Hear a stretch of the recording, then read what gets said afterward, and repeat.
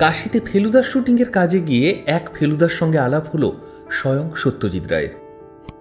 তখন সঙ্গে সঙ্গে সেই ছেলেগুলো বলল, চলুন ফেলুদার বাড়ি দেখিয়ে দিচ্ছি। বরং আসলে একজন ফেলুদাই সেখানে থাকে। কেমন হতো যদি গল্পের বিখ্যাত বিখ্যাত চরিত্র বাস্তবে এসে আমাদের সামনে দাঁড়াতেন?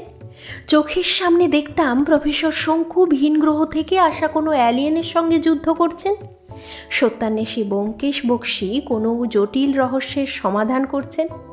এরকম ঘটনা তো আমরা কল্পনা করি বা কখনো কখনো স্বপ্নেও দেখি, কিন্তু কখনো এরকম দেখেছেন তারানাথ তান্ত্রিক ফুটবল খেলে ভারতকে বিশ্বকাপ এনে দিয়েছেন, বা ব্যোমকেশ বক্সী প্রধানমন্ত্রী হয়ে গিয়েছেন, বা নিদেন পক্ষে মুখ্যমন্ত্রী?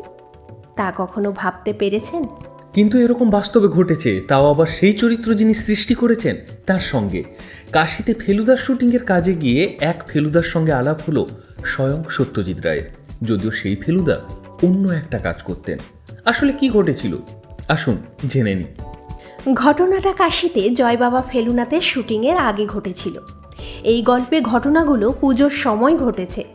আর এটা তো জানা কথা, এই গল্পে দুর্গা প্রতিমার কতটা গুরুত্ব ছিল। তাই কাশিতে শুটিং করার আগে জায়গাটা সার্ভে করার দরকার ছিল।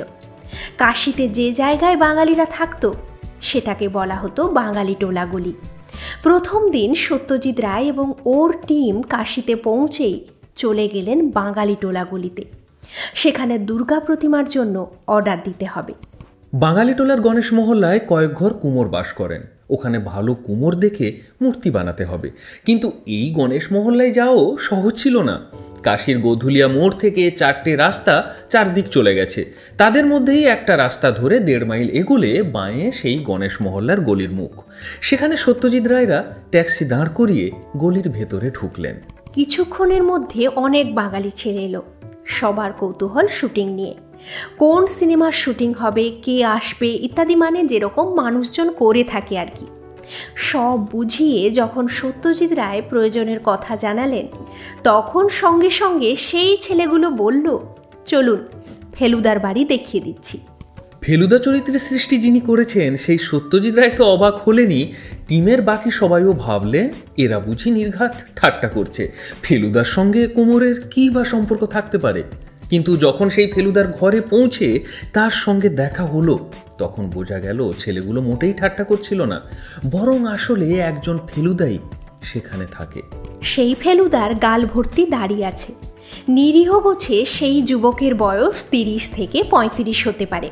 কিন্তু সেই ফেলুদা ডিটেকটিভ নয়, বরং মূর্তি গড়ার কাজ ভালো করেন।